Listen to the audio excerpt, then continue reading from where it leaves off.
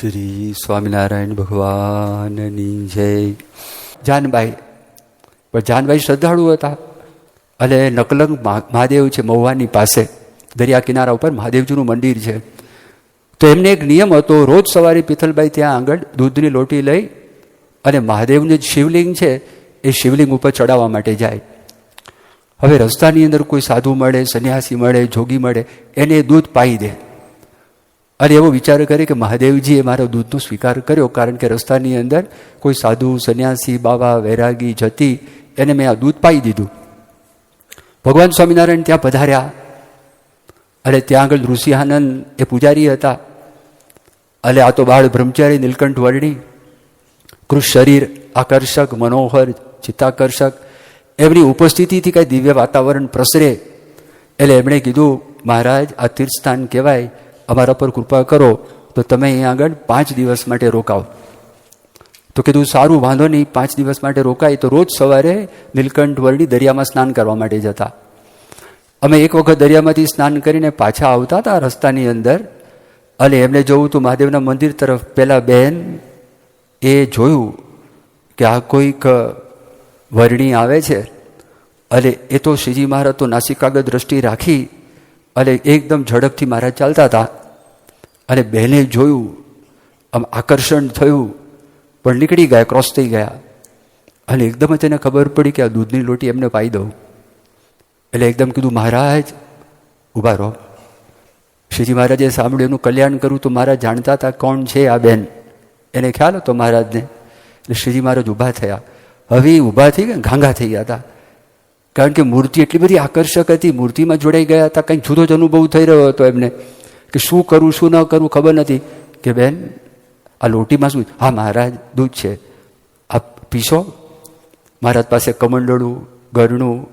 મહારાજે કીધું આ મહારાજે ગાળ્યું અને ગાળી અને શ્રીજી મહારાજે શાલિગ્રામને ધરાવી અને મહારાજે અંગીકાર કર્યું. એ આખું જે ચરિત્ર જોયું એટલું બધું દિવ્ય લાગ્યું કે એક પળ જે મહારાજની સાથે એમને વિતાવી એ બધી એમના મનની અંદર અંકિત થઈ ગઈ, એમના હૃદયમાં અંકિત થઈ ગઈ. અને આખે રસ્તે એ નીલકંઠ વર્ણિત દેખાયા કરે ને. રાત્રે પિથલપુરમાં સૂતા, ઊંઘ આવે નહીં, એ જાગતા હતા અને નીલકંઠ વર્ણિના દર્શન થયા. અને દર્શન થયા અને જોયું તેજ તેજ તેજ, સુખ સુખ સુખ, એકદમ જાગ્રત અવસ્થાની અંદર સમાધિ સરખું સુખનો અનુભવ કર્યો. અને અનંત વિભૂતિઓ, અને કોઈ દિવસ ક્યારે પણ આવો અનુભવ કરેલો નહીં, આટલો દિવ્ય આનંદનો અનુભવ કર્યો. પછી અમુક સમય સુધી આ અવસ્થા છે, અવસ્થા રહી. અને પછી એમને અવાજ સંભળાયો કે 3 વર્ષ પછી ઈશાન ખૂણાની અંદર તું આવજે અને ત્યાં આગળ ફરી વખત મુલાકાત થશે. આ અવાજ આવ્યો, એને મનમાં પ્રતીતિ 3 વર્ષથી બેન રાહ જોતા હતા અને રાહ જોતા હતા. અને આ જે સત્સંગના સુખની આપણે વાત કરીએ છીએ, દિવ્યતાનો અનુભવ, એ પિથલપુરના જાનબાઈ છે, એ જાનબાઈનો અનુભવ થયો. પરમ પૂજ્ય મોહન સ્વામી મહારાજની ઈચ્છાથી રોજ મોહન સ્વામી મહારાજની પૂજા પછી પ્રાર્થના બોલાય છે. એ પ્રાર્થનાની અંદર આલોક અને પરલોક એ બંનેની અંદર આપણને સુખ કેવી રીતે પ્રાપ્ત થાય, તો એ બધી અરજ ભગવાનના ચરણે આપણે મૂકીએ છીએ. એમાંથી ઘણા બધા હરિભક્તો, ઘણા બધા સંતો રોજ પોતાના દૈનિક જીવનની અંદર પણ આ પ્રાર્થના કરતા હોય છે. એ પહેલાં પ્રાર્થના એનો અર્થ શું થાય? તો પ્રાર્થનાનો અર્થ એટલો જ થાય છે કે આપણી ઘણી બધી ઈચ્છાઓ છે, અને ઈચ્છાઓ આપણે ભગવાનને પ્રાર્થના કરીએ છીએ કે ઈચ્છાઓ પૂરી થાય.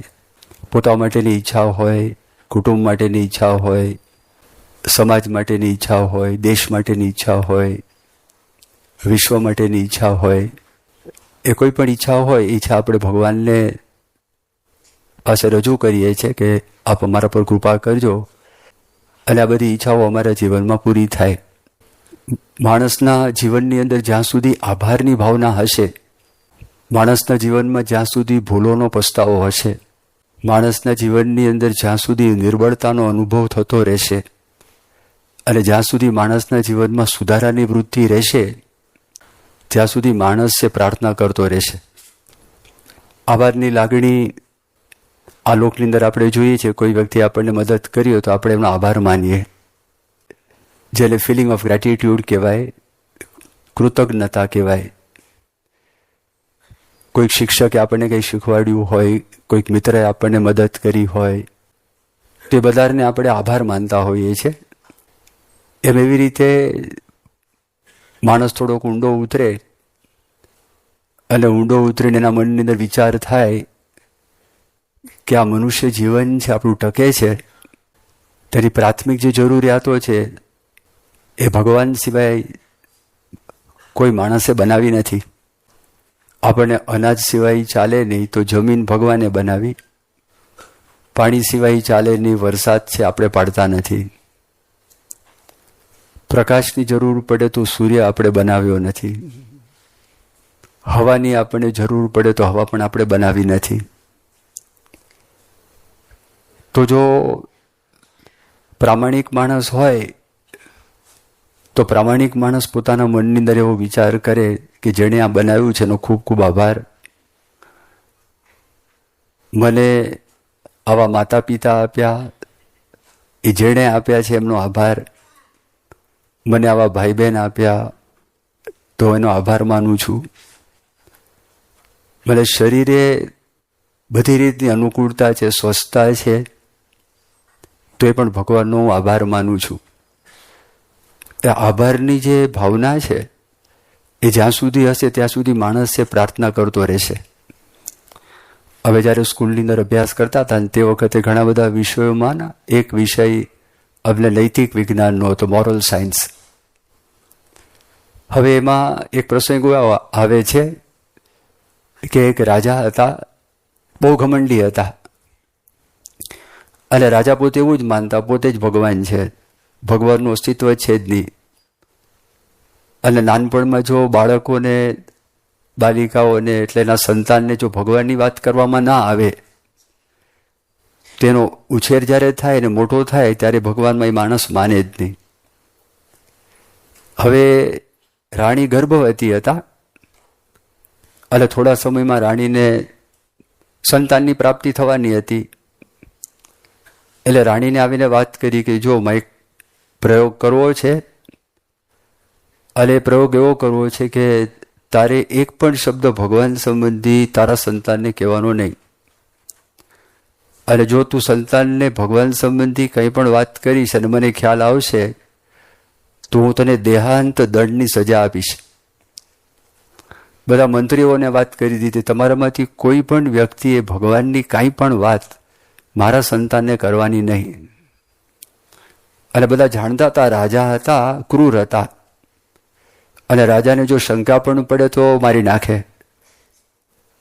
એટલે એને જોવું હતું કે મારા સંતાનને હું ભગવાન સંબંધી એક પણ વાત ન કરું તો પણ ભગવાન સંબંધી વાતનો અંકુર મારા પુત્રની અંદર ઉત્પન્ન થાય છે કે નથી થતો, એ એમને પ્રયોગ કરવો હતો.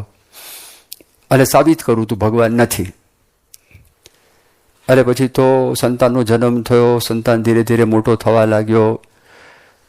પછી 4-5 વર્ષનો થયો તો બધા શિક્ષકો એટલે શીખવાડવા માટે ઘરે પણ આવતા, પણ એકદમ એ તકેદારી રાખતા, અને એના જે વિશ્વાસુ માણસો હતા, વિશ્વાસુ માણસો દ્વારા એ પાક્કું કરતા કે ભગવાન સંબંધી એક પણ શબ્દ મારા સંતાનના કાનની અંદર જવો ના જોઈએ.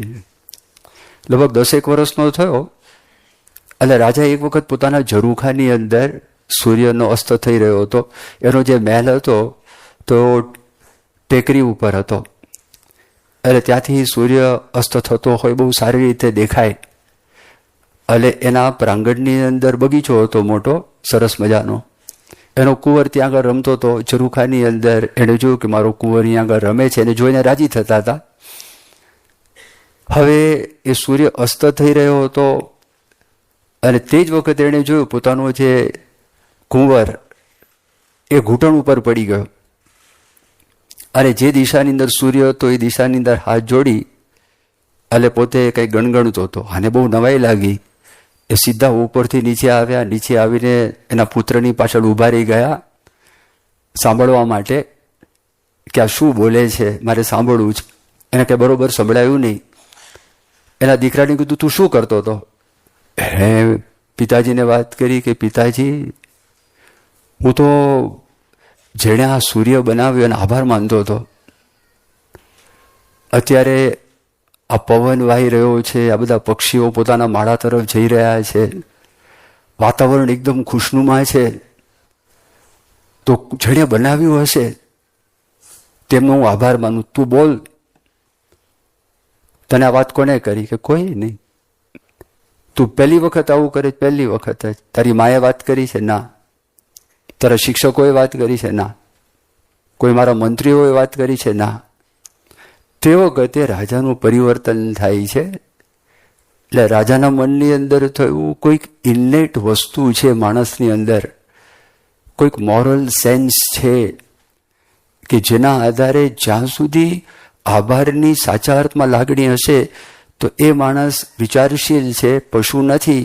એટલે એક દિવસ એવો આવશે કે એના મનમાં થશે કે આ જેણે બનાવ્યું છે એનો મારે આભાર છે, આભાર માનવો જોઈએ. એટલે એક તો આ વાત છે. બીજી વાત છે કે ભૂલોનો પસ્તાવો. માણસના જીવનમાં ભૂલ થઈ જતી હોય છે અને ભૂલનો ડંખ માણસના અંતરની અંદર થાય છે અને એ ડંખ છે ને મટતો નથી. એટલે વારંવાર યાદ આવ્યા કરે છે. બહારથી બધું સારું દેખાતું હોય પણ એના અંતરમાં એ સુખ નથી હોતું. ગરીબ માણસ હોય, પૈસાદાર માણસ હોય, બુદ્ધિશાળી હોય, ગમે તેવો હોય, પણ એણે જો ભૂલ કરી હોય અને એ ભૂલ એને સતાવ્યા જ કરે.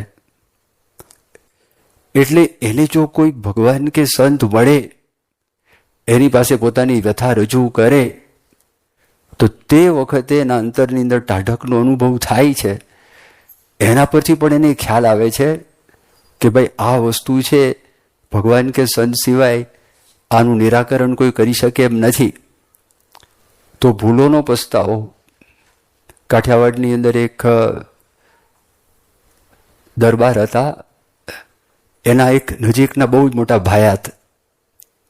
હવે તે વખતે કેવું હતું, અંગ્રેજોનું રાજ્ય હતું ને, તો અંગ્રેજોએ કામ શું કરેલું હતું, તો રાજાઓ બધું શાસન કરતા હતા અને રજવાડાઓને અંદર અંદર ઝઘડા આવે અને ડિવાઇડ એન્ડ રૂલની પોલિસી કરે અને સાથે સાથે એ લોકો સ્વાભાવિક કરી છે આંબડી ઉજળી અને થોડું કદાવર શરીર, બોલે પણ અંગ્રેજીની અંદર.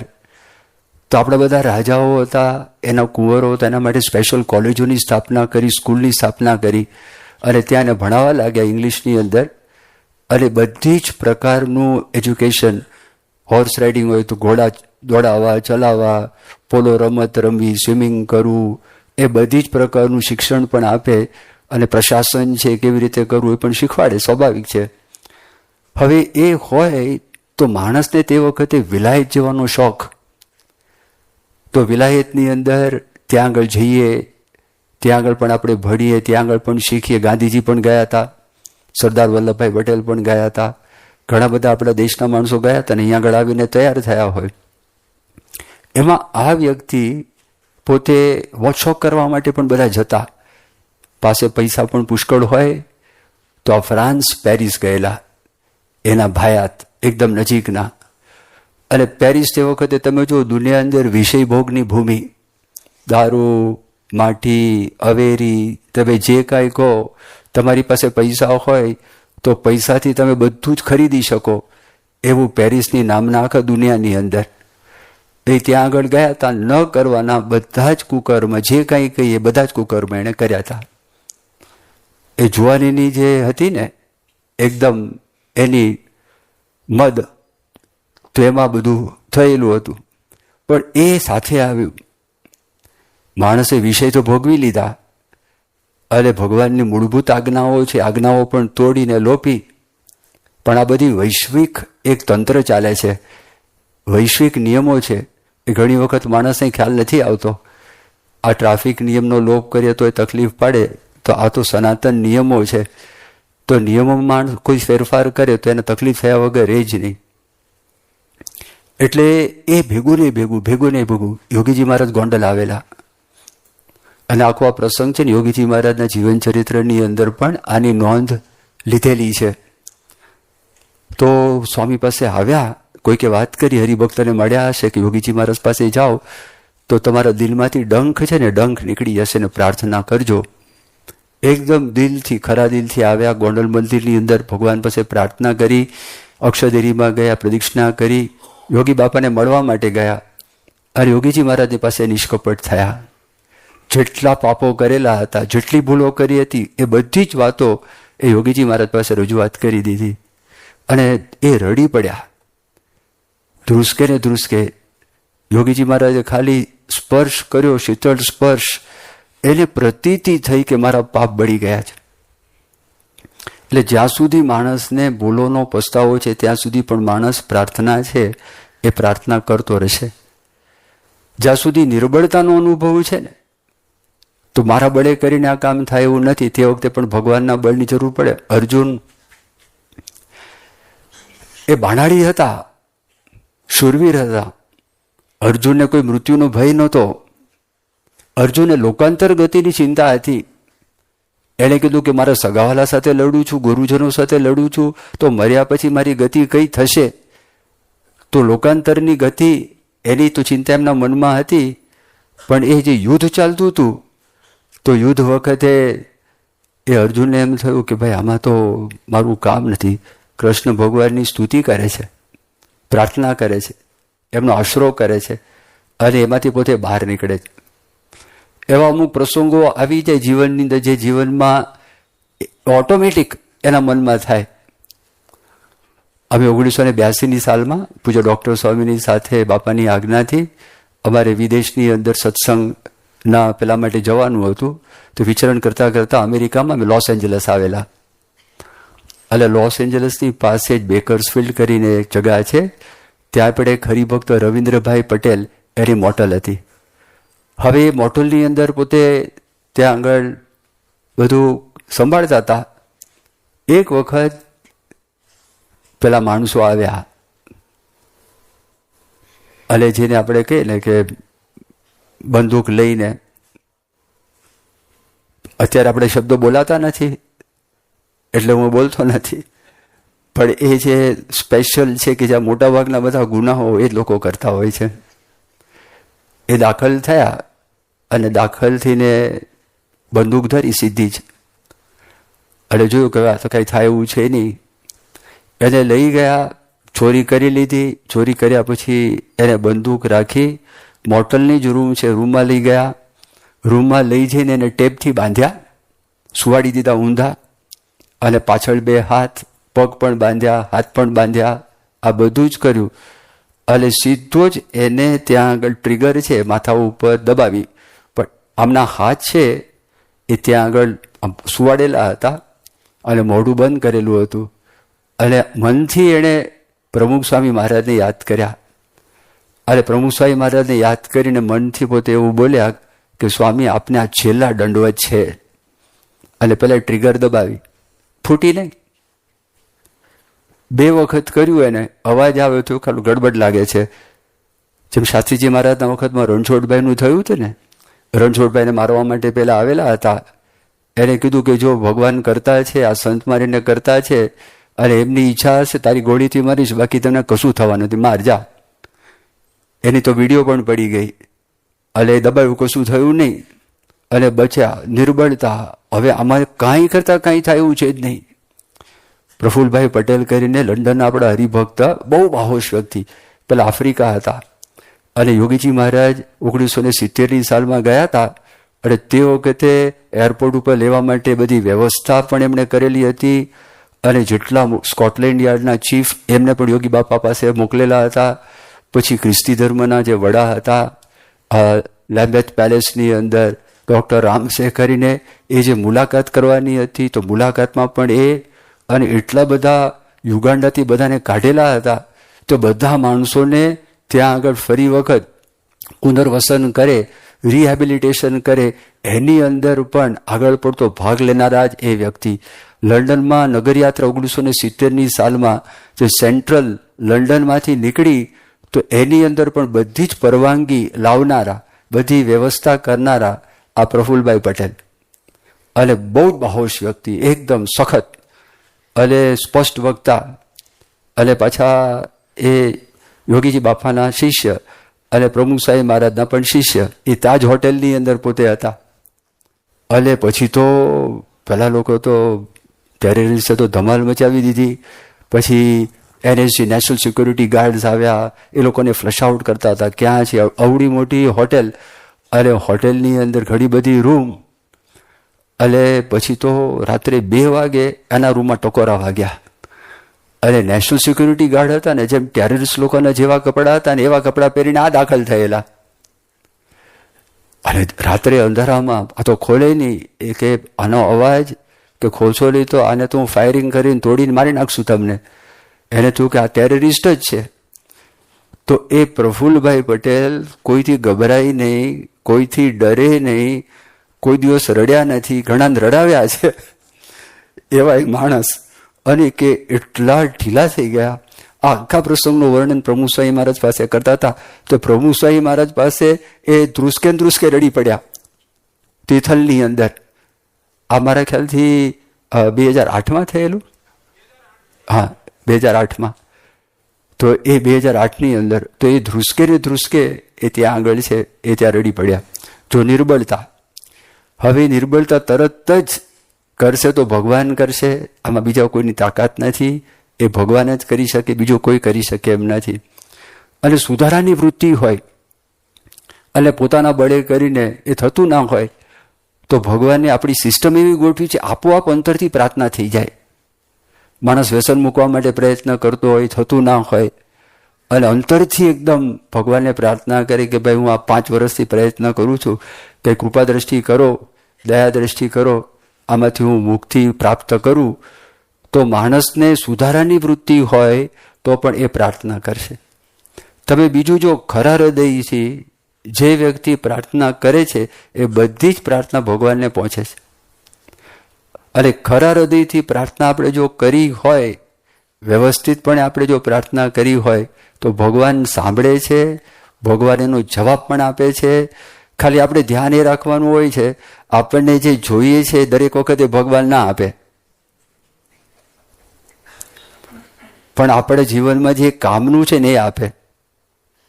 જેનાથી આપણે જીવનમાં દુઃખ થવાનું આપણને દેખાતું નથી. ભગવાન જુએ છે.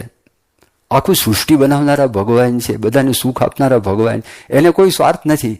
એ શા માટે ના આપે? પણ એમાંથી આપણને તકલીફ પડે એવી હોય, આપણને મુશ્કેલી પડી એવી હોય તો આપણે ભગવાન આપે નહીં. બાકી ભગવાન છે એ સાંભળે છે.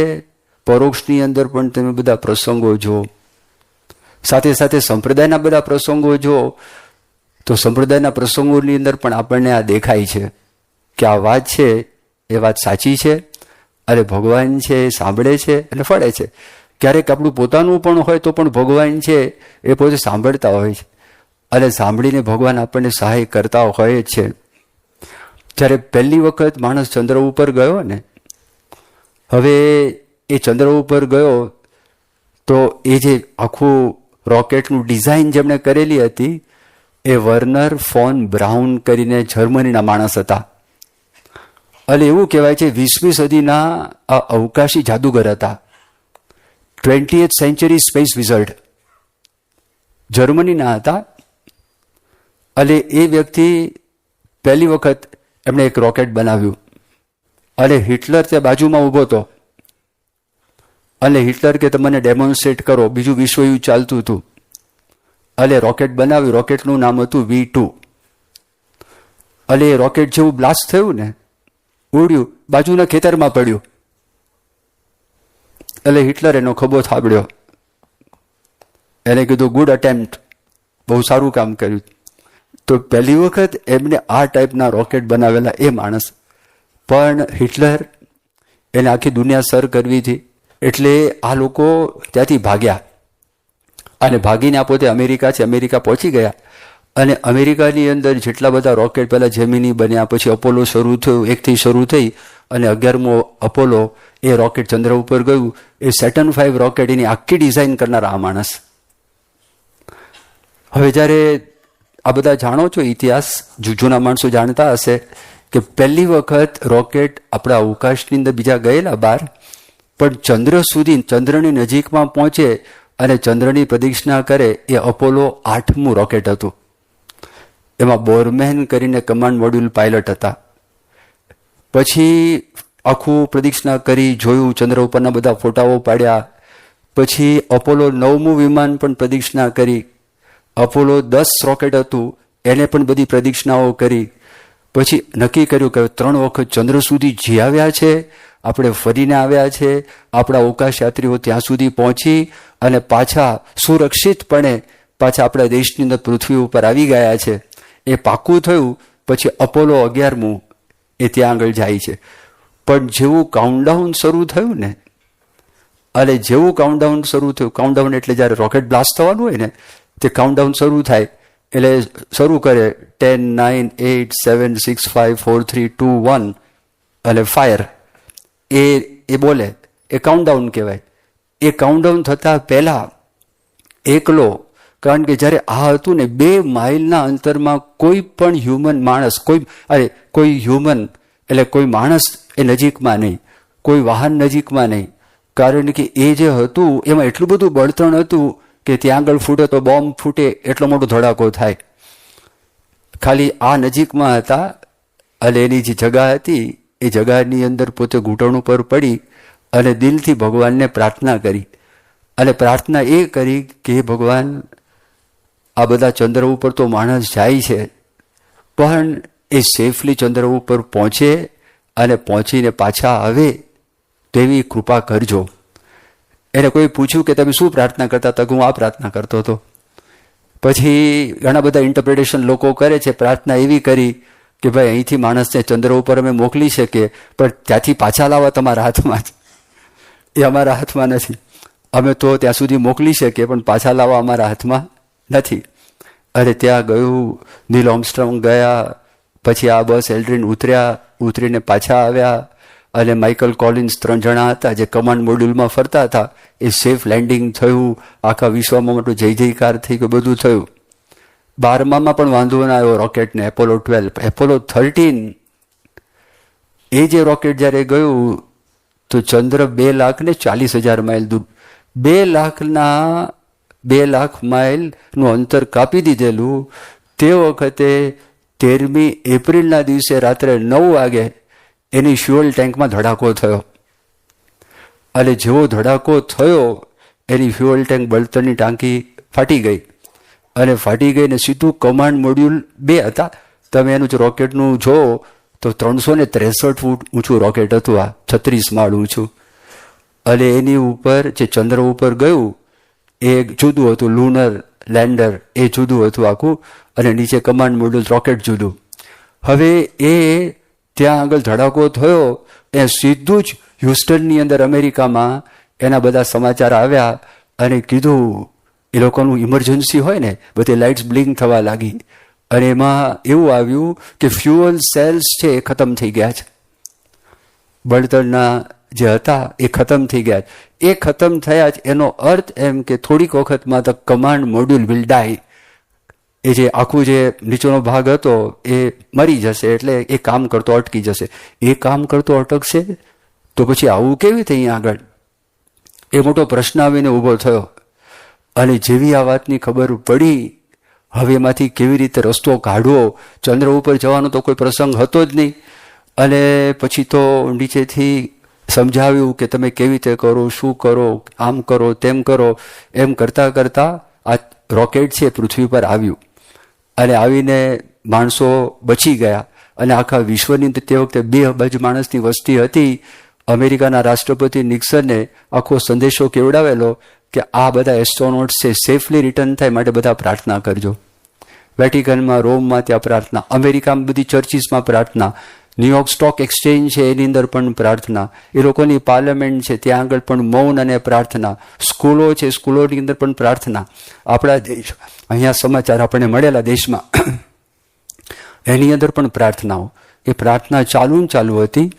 અને પછી નાસાવાળા, જેમ આપણે ઈસરો છે એમ નાસાવાળાએ એક મેડેલિયન બહાર પાડેલું. અને મેડેલિયનની અંદર હાથ જોડેલો, આપણે અહીંયા આગળ સર્કલ છે જેમાં હાથ જોડેલા છે, એવી રીતે એક બાજુ સિક્કાની એક બાજુ હાથ જોડેલા છે અને બીજી બાજુ એવું લખેલું એન્ડ ધ વર્લ્ડ પ્રેડ. તો નાસાના જ આપણે જેમ બુક સ્ટોલ છે તો નાસાના સુવેનર શોપની અંદર આ મેડેલિયન વેચાતા હતા તે વખતે, અને એનો સ્વીકાર કર્યો કે આપણે ભગવાનને પ્રાર્થના કરી. તે વખતે ત્યાં આગળ એક સ્કૂલ હતી. એ સ્કૂલની અંદર 14 છોકરીઓ, અને છોકરીઓ કેવી હતી, એકેની IQ 80 કરતાં વધારે હતી નહીં. પણ એને સમજ પડતી હતી કે કંઈ ગડબડ થઈ છે, આપણા અવકાશયાત્રીઓની મુશ્કેલી પડી છે. તો એ 14 છોકરીઓ ભેગી થઈ અને ત્યાં આગળ આ લોકોની સેફ રિટર્ન થાય એના માટે પ્રાર્થના કરતા હતા. આના ઉપર એક ફિલ્મ પણ અમેરિકાની અંદર બહાર પડી ગઈ છે, અને જે મુખ્ય વ્યક્તિ છે એ એક્ટિંગ કરે છે એ એકેડમી એવોર્ડ વિનર વ્યક્તિ છે, ટોમ હેન્ક્સ કરીને. એ માણસે આ કરેલું છે. હવે બહાર બધી જે જાહેરાતો થઈ, કારણ કે વૈજ્ઞાનિક છે કે ભાઈ પ્રાર્થનાથી આપણને લાભ થયો એવું કહેતા કેટલાકને સંકોચ થાય. પણ જ્યારે આ એસ્ટ્રોનોટ્સ રિટાયર થયા તે વખતે પૂછવામાં આવ્યું ત્યારે કીધું કે અમે લોકો સાયલેન્ટ પ્રેયર કરતા હતા. જે જેમ્સ લોવેલ કરીને માણસ, જે મુખ્ય વ્યક્તિ, એણે કીધું કે અમે સાયલેન્ટ પ્રેયર કરતા હતા. બીજા એસ્ટ્રોનોટે પણ વાત કરી કે અમે સાયલેન્ટ પ્રેયર છે એ કરતા હતા. પણ ત્યાં આગળ ઓપરેશન રૂમ હોય નીચે, કંટ્રોલ રૂમ, કંટ્રોલ સેન્ટર, જ્યાં બધા કમ્યુનિકેશન કરતા હોય, એમાં જેરી વુડફ્રીલ કરીને એક વૈજ્ઞાનિક હતા. એણે કીધું કે માણસોએ પ્રયત્ન કર્યો, વાત સાચી, રિયલ ટાઈમ ફેન્ટેસ્ટિક એન્જિનિયરિંગ, એ પણ વાત સાચી, એની ના નથી, પણ કંઈક જુદું થયેલું છે. અને હું પોતે એન્જિનિયર છું. તે વખતે અહીંયા આગળ ઇમરજન્સી રૂમમાં મોનિટરિંગ પણ કરનારો હું હતો. પણ કેટલાક પ્રસંગો મારી પાસે આવ્યા, એના આધારે મને એવું લાગ્યું કે આમાં બીજા કોઈકે મદદ કરેલી છે ને ભગવાન છે. હવે what really happen to Apollo 13 એક લેખ એણે લખ્યો છે, જેરી વુડફ્રીલે. એમાં વર્ણન કરે છે એ કે જે વખતે શોર્ટ સર્કિટ થયેલી, શોર્ટ સર્કિટથી ધડાકો થયો હતો, એ અકસ્માત થયો.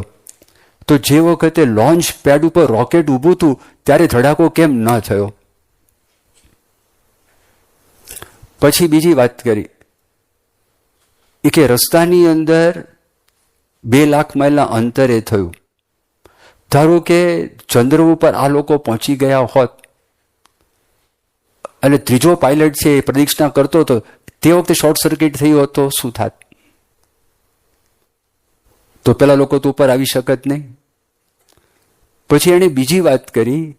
એણે કીધું કે આગળ જે ચંદ્ર ઉપર લેન્ડ કરવાનું હતું ને ત્યાં ચાલતું હતું, પાછળ મોટું જે હતું બધું બંધ થઈ ગયું હતું, એમાં પાવર કટ થઈ ગયો હતો, અને આગળ થોડો પાવર હતો. હવે એ પાવરના આધારે આટલું મોટું ચલાવીને પૃથ્વી પર આવવાનું હતું. હવે એ બેવ છે ને આમ જોઈન્ટ છૂટા પડે અને જોઈન્ટ થઈ શકે, અને વચ્ચે છે ને ટનલ જેવું હોય. હવે આ લોકો એવું કર્યું કે એમાંથી બહાર નીકળી અને એની જે બધી હવા અને એ બધી આ બાજુ નીકળી, ઓક્સિજન પણ ખતમ થઈ જાય, એ નીકળી ન જાય એટલે એનો લેચ બંધ કરવા માટે પ્રયત્ન કરતા હતા. લેચ બંધ ન થાય. એ કે આટલું સારું, આટલું નાનું મિકેનિઝમ અને આટલા બધા અપોલો રોકેટ્સ ગયા, અને આની અંદર આટલું સિમ્પલ મિકેનિઝમ અને આ નાસાવાળા કામ કરે, આ કામ ના કરે તો કઈ રીતે બની શકે? પછી એણે બીજી વાત કરી. એણે એવું કહ્યું કે બળતણની ટાંકી તૂટી ગઈ ને તો રોકેટને ફરતા એના બધા કટકાઓ ફરી વળેલા, એટલે અંદર બેઠેલાને દેખાતું નહોતું કે કઈ દિશામાં જવું. પણ આવતા પહેલા એ રોકેટ જ્યારે લેન્ડ થયું તો તે એક નેવિગેશન એન્જિનિયર હતો, એણે એવો વિચાર કર્યો. એણે વિચાર કર્યો દાખલા તરીકે આ લોકોને તકલીફ શું, ખરાબમાં ખરાબ શું તકલીફ પડી શકે એવી છે? તો કે ખરાબમાં ખરાબ તકલીફ એ પડે, માની લો કે તારાઓ ચમકતા જ બંધ થઈ જાય. એ તારાઓ નિશાની છે. પેલા શરૂઆતમાં દરિયામાં જતા ને તો ઉત્તર ધ્રુવનો તારો છે ને એ જોએ, વાદળ આવે તો મુશ્કેલી પડી જાય, એ તારો દેખાય નહીં. તો ઉત્તર ધ્રુવનો તારાના આધારે ખબર પડે કે આ ઉત્તર તરફની દિશા છે. તો તારાના આધારે નક્કી કરે કે આપણે કઈ બાજુ જઈ રહ્યા છે. દેખાતું હતું નહીં. તો નેવિગેશન એન્જિનિયર પહેલી વખત આટલા અપોલો રોકેટમાં પહેલી વખત એક નવી સિસ્ટમ અંદર ઇન્સ્ટોલ એવી કરી. એ સિસ્ટમમાં એવું હતું કે દાખલા તરીકે તારાઓ છે, કલ્પના કરો ચમકતા બંધ થઈ જાય તો શું કરો? તો કે સૂર્ય તો છે, ચંદ્ર તો છે, પૃથ્વી તો છે, અને પૃથ્વીમાં દિવસ અને રાત જ્યાં લાઈન પડે છે એટલો ભાગ છે, એના આધારે કોર્ડિનેટ્સ નક્કી કરીને એક નવી નેવિગેશન સિસ્ટમ ઇન્સ્ટોલ કરી, તો જે આ બધું બંધ થઈ ગયું હતું ને એ કામ લાગી નીચે ઉતરતી વખતે. અને પછી એ જે નાનું જે ચંદ્ર ઉપર વાહન ઉતરવાનું હતું ચંદ્રયાન, તો એમાંથી જે પાવર હતો એ પાવર આની અંદર તમે નાખો તો આપણે નહીં, તમે બેટરી ચાર્જ કરો છો, અરે મોબાઈલ ફોન ચાર્જ કરો છો, પછી અંદર આવે કે આ 25% થયું, 50% થયું, ને આટલા ટકા થયું. અમુક સમય પછી ચાર્જ થાય ને. તો અમુક વસ્તુ એવી છે તમે ચાર્જ કરવા માટે મૂકો તો કલાક તમારે મૂકવું પડે તો ચાર્જ થાય, બાકી ચાર્જ ન થાય. તો આને ચાર્જ કરવા માટે 1 કલાક સુધી જોઈએ, પણ 1 કલાક સુધી ચાર્જ કરે તો પાવર બધો ખતમ થઈ જાય, એ રહે નહીં. તે લોકોને ઓક્સિજન પણ મળે નહીં, મરી જાય. તો એ લોકો એને જમ્પ ચાર્જ આમાંથી કમાન્ડ મોડ્યુલમાં નાખવાનો હતો. તો એ લોકો ટ્રાય તો કરીએ, પહેલાં કીધું થશે નહીં, પણ ટ્રાય કરીને થયો. હવે એ લોકોને આજ સુધી સમજાતું નથી કેમનો થયો, પણ એ થયો.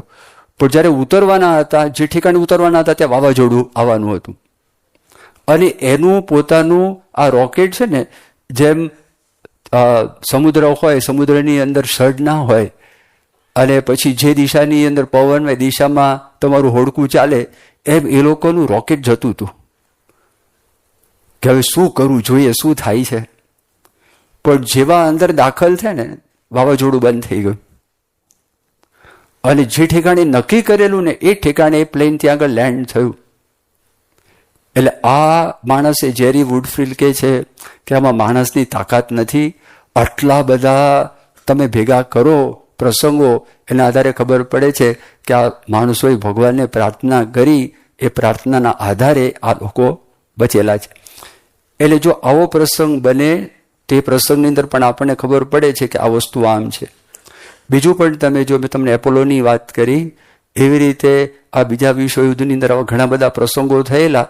એમાં એક માણસ હતો ફ્રેન્ઝ વર્ફલ કરીને, એ મૂળ ઓસ્ટ્રિયા દેશ છે, અને ઓસ્ટ્રિયાની પાસે બીજું બોહિમિયા કરીને પણ દેશ તે વખતે હતો. એ માણસ ઓસ્ટ્રિયા બોહિમિયાનો માણસ, એ પોતે નવલકથા લખનારો માણસ, પછી નાના નાટકો લખનારો વ્યક્તિ, એક કવિતા લખનારો વ્યક્તિ, એ બુદ્ધિશાળી માણસ, પણ યહૂદી હતો. ઓસ્ટ્રિયા ઉપર ચડાઈ કરી, અને જેવી ચડાઈ કરી તો ફ્રેન્ઝ વર્ફલ ત્યાંથી ભાગ્યો, કારણ કે જેટલા બુદ્ધિશાળી માણસોને મારી નાખવાના, એટલે જે લોકો લેખકોને મારી નાખવાના, વૈજ્ઞાનિકોને મારી નાખવાના પહેલા જ, કારણ કે એ લોકોને એનાથી ડર હતો. ત્યાંથી ભાગ્યા અને ભાગીને ફ્રાન્સ પહોંચ્યા. તો હિટલરની આર્મી છે, ફ્રાન્સ પણ કેપ્ચર કર્યું. એ ફ્રાન્સ કેપ્ચર કર્યું ને, તો હવે શું કરવું? એ લોકો ત્યાંથી પણ ગુપ્ત રીતે ભાગ્યા, સ્પેન પહોંચ્યા. અને ત્યાં પિરેનીસ ડુંગરો છે, તો એ પિરેનીસ ડુંગરો છે, હવે ક્રોસ જ્યારે કરવાનું હતું તો તે વખતે બોર્ડર ઉપરના જે માણસો હોય ને, સૈનિકો ઊભા હતા. હવે આ ક્રોસ કેવી રીતે કરવું? તો એ માણસે મનની અંદર ત્યાં વખતે પ્રાર્થના કરી કે અહીંયા આગળ લોર્ડ્સ નામની એક જગ્યા છે, ત્યાં આગળ એક ધર્મસ્થાન છે, જેમાં આપણે ગોંડલ અક્ષરદેરી છે ને, તો ગોંડલ અક્ષરદેરી લોકો માનતા માનવા માટે જાય છે. દર વર્ષે લાખોની સંખ્યામાં બધા આપણા હરિભક્તો પણ હોય છે, બહારના માણસો પણ માનતા માનવા માટે આવે છે. તો ત્યાં આગળ એવું કહેવાય છે, બર્નેડેટ કરીને એક મહિલા થઈ ગયા. એ મહિલાને ત્યાં આગળ દેવીએ દર્શન દીધેલા હતા, અને ત્યાં આગળ પછી ધર્મનું સ્થાન થયું, અને લોકો એની માનતા માનતા હતા. તો એણે ત્યાં આગળ માનતા માની કે જો હું આમાંથી સેફલી પસાર થઉં તો હું બહાર નીકળીશ, અને બહાર નીકળીને હું તારા ઉપર પુસ્તક લખીશ, આવીને મનમાં માનતા કરી. અને ત્યાંથી પસાર થયા અને નીકળી ગયા. અને નીકળી ગયા ત્યાંથી એ પોર્ચુગલ ગયા, લિસ્બન, અને લિસ્બનથી સ્ટીમરમાં બેસીને અમેરિકા આવ્યા. અમેરિકા આવીને એ વ્યક્તિએ ત્યાં આગળ પુસ્તક લખ્યું. પુસ્તકનું નામ છે ધ સોંગ ઓફ ધી બર્નડેટ, અને એની અંદર આને પ્રાર્થનાનો જે પોતાનો અનુભવ થયો એ લખ્યો.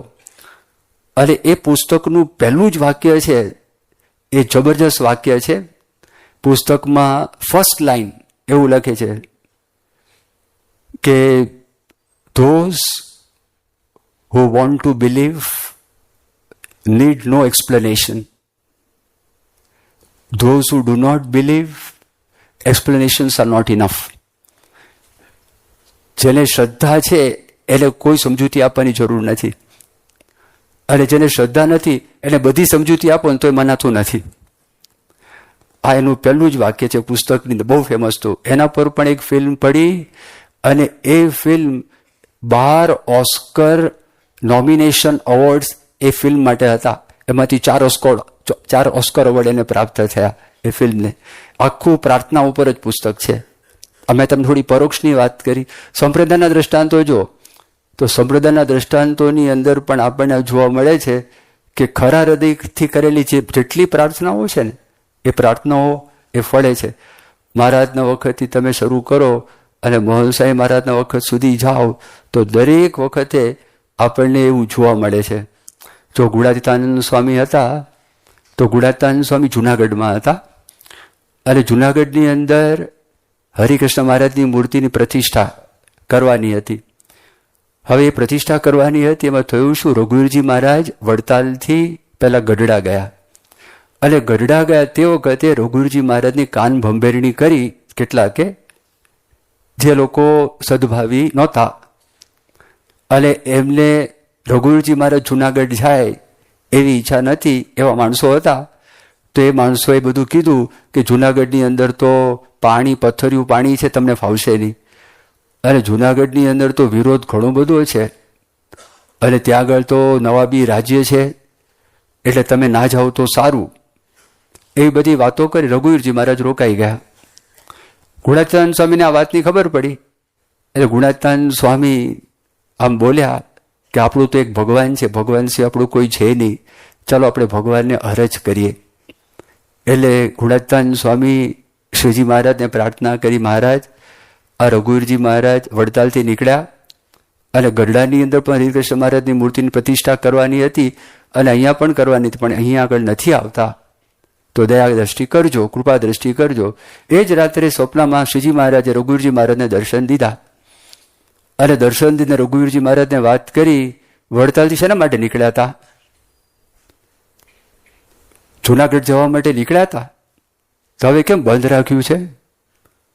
મહારાજ જેવા બોલ્યા ને જાગી ગયા હતો, અને જાગીને સવારના પોરમાં તૈયાર થઈ ગયા. તો જેટલા લોકોએ કીધું હતું ને જવાનું નથી, એમણે જોયું આ તો રસાલો તૈયાર કર્યો છે જવા માટેનો, તો કીધું ક્યાં ઉપડ્યા તમે? તેમણે કીધું કે ભાઈ આ તો શ્રીજી મહારાજે દર્શન દીધા છે અને હવે રોકાવા એવું છે નહીં, એ સવારના પોરમાં ત્યાંથી નીકળી ગયા. તો જો ગુણાતીતાનંદ સ્વામી દિલથી પ્રાર્થના કરી તો એ શ્રીજી મહારાજ છે, શ્રીજી મહારાજે આ પ્રાર્થના છે એ પ્રાર્થના સાંભળી. આવો જ પ્રસંગ બન્યો શાસ્ત્રીજી મહારાજના વખતમાં. શાસ્ત્રીજી મહારાજ વડતાલથી બહાર નીકળ્યા તો શાસ્ત્રીજી મહારાજને કોઈ અહમમત્વ નહોતો, કઈ અપમાન થયું હોય, પોતાનું સચવાયું ન હોય, એવો કઈ પ્રસંગ બન્યો જ નથી, કોઈ કરતા કોઈ પ્રસંગ નહીં. પણ આ વચનામૃતની અંદર ભગવાન સ્વામિનારાયણ જે સિદ્ધાંત માટે આ પૃથ્વી ઉપર આવ્યા, અને એના પ્રવર્તન માટે જ શાસ્ત્રીજી મહારાજ વડતાલ છે એનો ત્યાગ કર્યો, અને વડતાલમાં હરિકૃષ્ણ મહારાજને પ્રાર્થના કરીને નીકળેલા, અમારી સાથે તમે રહેજો. એ આપણે આખું જો જીવન ચરિત્ર વાંચીએ તો આપણને ખબર પડે કેવા સંજોગો સ્વામીને હતા.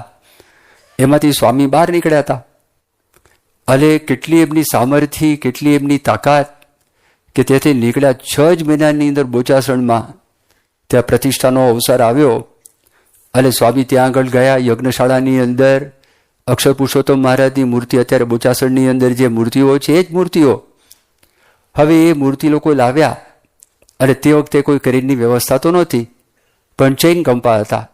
તો ચેઇન કંપાની વ્યવસ્થા, તો ચેઇન કંપાથી ભગવાન સ્વામિનારાયણની મૂર્તિ ચડી ગઈ, તો શ્રીજી મહારાજની જય બોલાવી. ગુણાતીતાનંદ સ્વામીની મૂર્તિ એમના કરતાં થોડીક નાની અને વજનમાં પણ હલકી, પણ ગમે તેટલો પ્રયત્ન કરે ટસથી મસ ના થાય, હલે જ નહીં. અને બધાને થયું કે આ છે શું, આપણે આટલા બધા ખેંચીએ છીએ, આ મૂર્તિ હલતી જ નથી. અને આજે આખો પ્રસંગ થયો ને, આ પ્રસંગ જેમણે નજરે જોયેલો એ વ્યક્તિ અમને આ વાત કરેલી છે. ભાદરડના કાશી કાકા, અને અમદાવાદમાં રહેતા હતા, અને યુકે પટેલ તે વખતે આખું જે ગુજરાતનું એસટી એના જે ચેરમેન હતા એ ચેરમેનના પી હતા યુકે પટેલ, ઉપેન્દ્રભાઈ પટેલ. એ પણ બહુ બાહોશ માણસ. એમના દીકરા શિરીષભાઈ, ગિરીશભાઈ, બંકિમભાઈ ને બધા દીકરાઓ છે. હવે એક કાશી કાકા એ વખતે હાજર હતા. આ પ્રસંગ જ્યારે બન્યો અને આ પ્રસંગની વાત એ જ્યારે અમદાવાદ મંદિરમાં આવતા એમની ઉંમર મોટી હતી અને આ બધી વાતો કરેલી. કથાની અંદર પણ બેસાડીને એમની પાસે વાત કરાવડાવેલી. એમણે કીધું જો મને આડીવાળી વાત કરતા નહીં આવડે, 2+2 એટલે હું 4 કહીશ, હું 2+2 એટલે 5 નહીં કહી શકું અને 2+2 એટલે હું -3 પણ નહીં કહી શકું. અને એટલા ખુમારીવાળા હતા, નિષ્ઠાવાળા હતા. તો એમણે આ જોયેલું નજરે કે શાસ્ત્રી મહારાજને બોલાવ્યા કે સ્વામી ગુણાત્યાન સ્વામીની મૂર્તિ ચડતી જ નથી.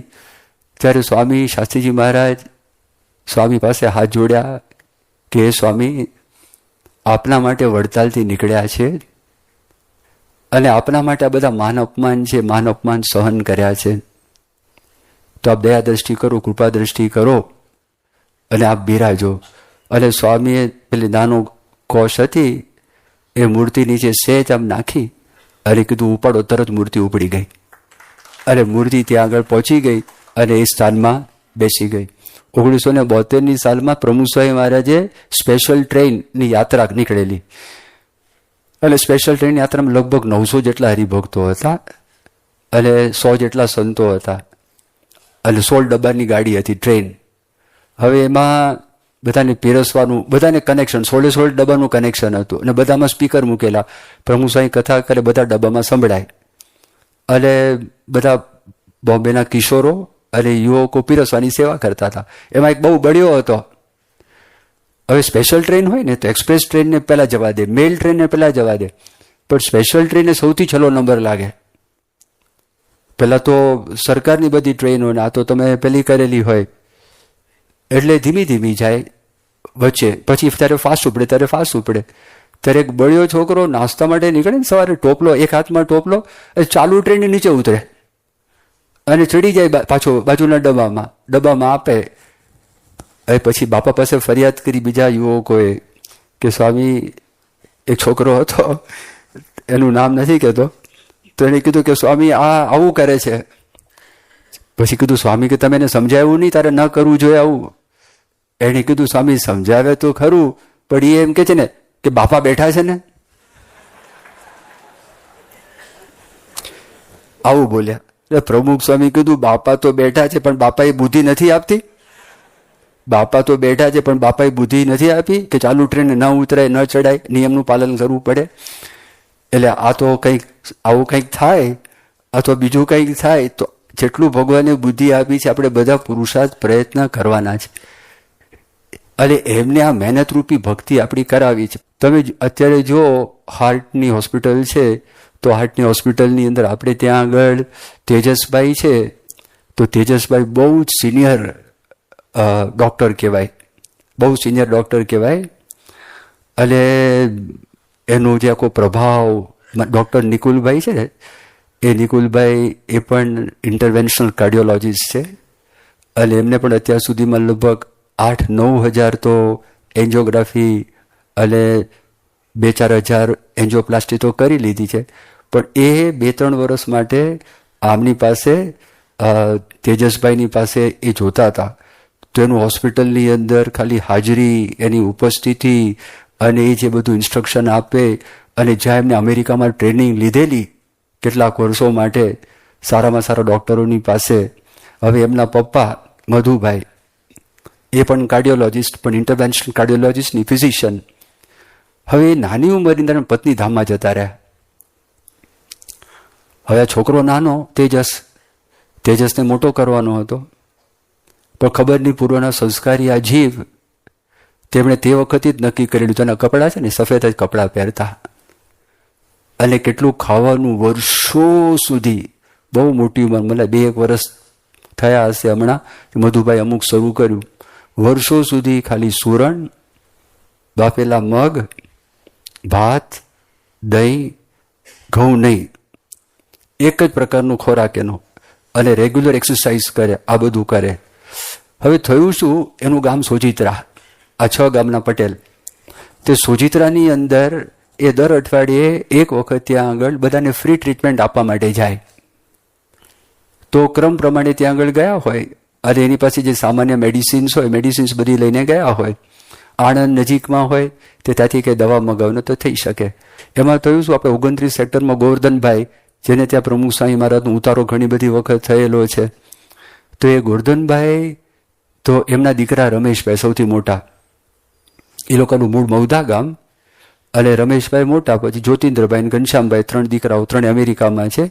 અમેરિકામાં ત્યાં આગળ એરિઝોના સ્ટેટમાં પોતે ટુસાન કરીને જગા છે, ત્યાં રહે છે એ લોકો.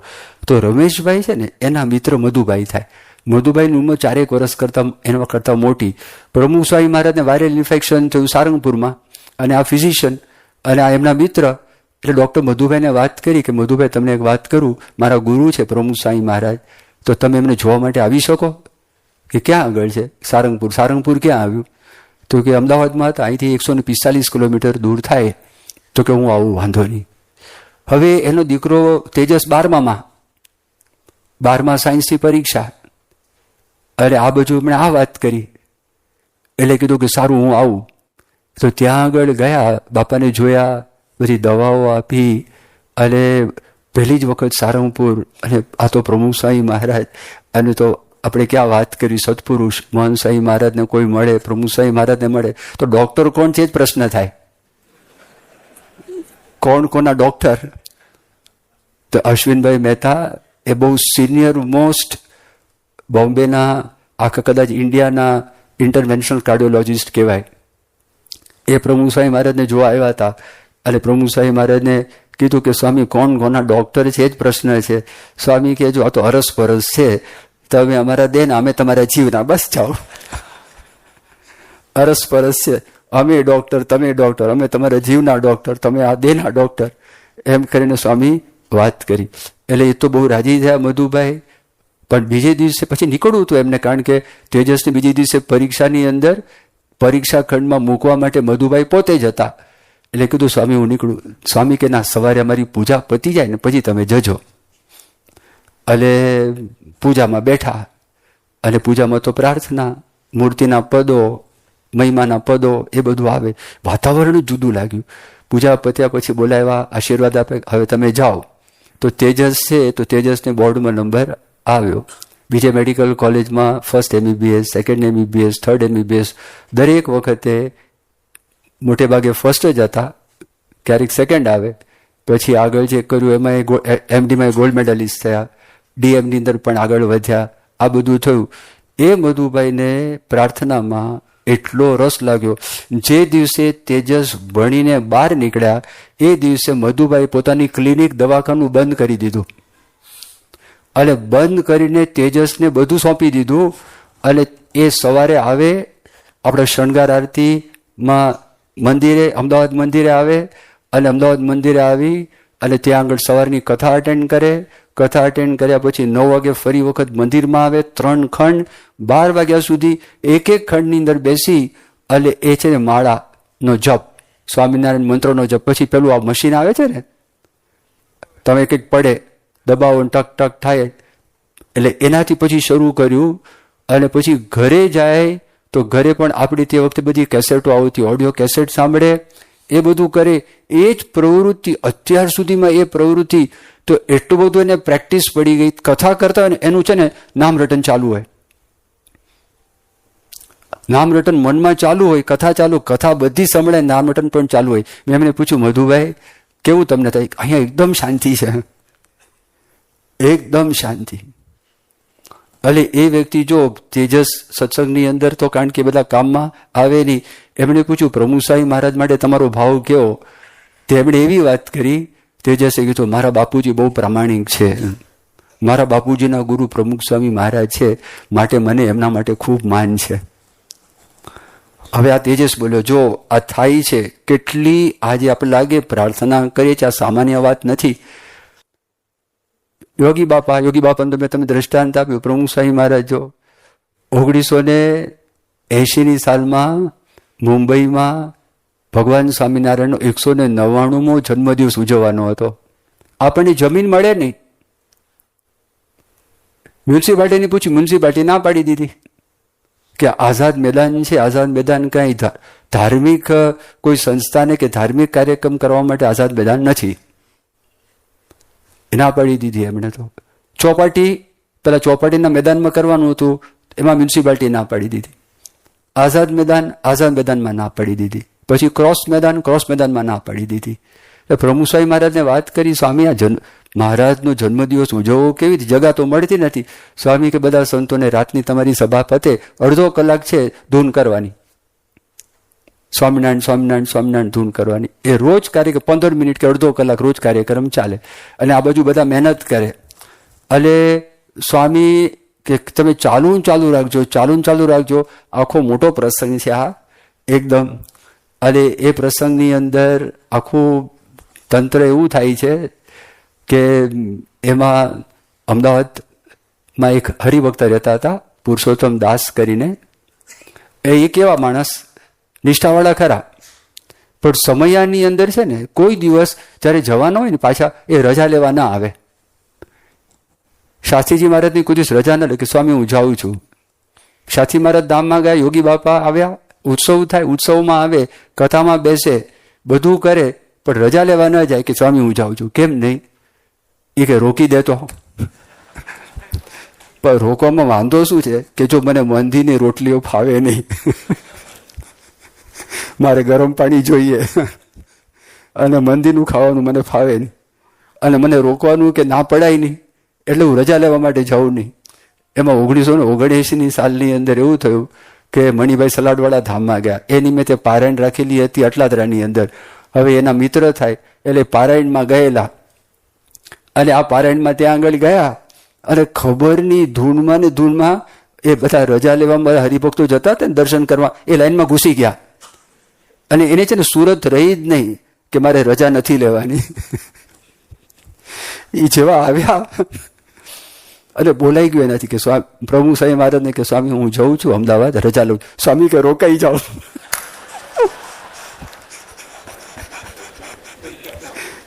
એને કીધું મારે આ રોકાવાનું કીધું, ઉપાધિ થઈ. સ્વામી તો બીજે દિવસે નીકળવાના હતા. સ્વામી રોકાઈ જાઓ, તમારે મારી સાથે આવવાનું છે. હવે જિંદગીમાં કોઈ દિવસ શાસ્ત્રીજી મહારાજે કીધું નહોતું, કોઈ દિવસ યોગીજી મહારાજે કીધું નહોતું, અને અત્યારે આ પ્રમુખ સ્વામી કહે છે કે તમે મારી સાથે આવો. એ તો બિચારા અટલાદરા મંદિર નીચે પગે થયા હતા, ત્યાં બાપાની ગાડીમાંથી જવાના હતા, એટલે થેલી લઈને ઊભા હતા. તો એક સેવક સંત હતા, ઓળખે ને તો ગમત કરે. એ કે દાસ શું કરવા ઊભા છો? તે ઠાવકાઈથી કે તમારી ગાડીમાં આવવાનું છે. તો આકળાયા, આ ગાડી છે, આ ગાડી તો ભરેલી છે, આ ગાડીમાં આવવાની કઈ જરૂર નથી, અહીંથી જ્યાં સ્વામી જવાનું ત્યાંથી નીકળી જાઓ. તો પ્રભુ સ્વામી મહારાજ તો બહુ ચકોર, એ દૂરથી જોયું કે આ લોકોનો ડાયલોગ ચાલે. સ્વામી કે દેવ મેં કીધું છે આપણી સાથે આવવાનું. બાપાએ કીધું પછી તો છૂટકો જ નહીં. બાપા કે નહીં શા માટે ભેગા લાવો, બોલે જ નહીં ને, મોઢામાંથી બોલે નહીં. આ વિચાર કરે કે શું કરો ભેગા લીધા. ત્યાંથી લોકો નીકળ્યા, આણંદ પહોંચ્યા, અને આણંદમાં પણ કંઈ બોલ્યા નહીં. પછી ત્યાંથી નડિયાદ પહોંચ્યા, ત્યાં પણ કંઈ બોલ્યા નહીં. પછી ત્યાંથી નાર જવાનું, તેનું મૂળ ગામ નાર. અને નારમાં આવ્યા ને તે વખતે મુંબઈથી ફોન આવ્યો, હર્ષદભાઈ દવે, પછી ઈશ્વર સ્વામીના પૂરાશ્રમના ફાધર, અને આ રૂમમાં હતા. અને હર્ષદભાઈ કહેતા હતા કે સ્વામી આપણને હજી સુધી જમીન મળી નથી, અને બધાની ના છે, તો સ્વામિનારાયણ પત્રિકામાં પ્રકાશમાં જાહેરાતમાં આપણે આપી દઈએ. અનિવાર્ય સંજોગોને લીધે આ ઉત્સવ છે આપણે મોકૂફ રાખેલો છે, આપણે ઉત્સવ કરી શકીએ એમ નથી, અને આપ જો કહો તો. સ્વામી કે બધા ધૂન કરો, ભગવાન સારું કરશે. પણ સ્વામી હજી સુધી કશું થયું નથી, હવે આપણી પાસે સમય નથી, સમય બહુ ઓછો છે. સ્વામી કે ધૂન કરો, ભગવાન બધું સારું કરશે. અને આ દાસ છે ને, પુરુષોત્તમ દાસ, બધું સાંભળતા હતા. એણે વાત કરી કે સ્વામી બહુ, એ પાછા નમ્ર બહુ હતા, કે આપને એક વિનંતી, કે જો આપ કહેતા હોય તો મારો ભાણો છે રણજીત ભાનુ, એ હાઈકોર્ટના એડવોકેટ છે, અને મહારાષ્ટ્રના ચીફ મિનિસ્ટર સાથે ઘર જેવો સંબંધ છે. જો આપ કહેતા હોય તો એમ કહું કે ભલામણ કરે. તો સ્વામીએ કીધું કે એક કામ કરો, તમે કાગળ લખો, હું કાગળ લખું. એટલે પ્રમુખ સ્વામી મહારાજે કાગળ લખ્યો. અને આ પુરુષોત્તમ દાસ એના ભાણો, એના દાસ મામા થાય, એ કે રણજીતને કહ્યું, રણજીત હું તારો મામો.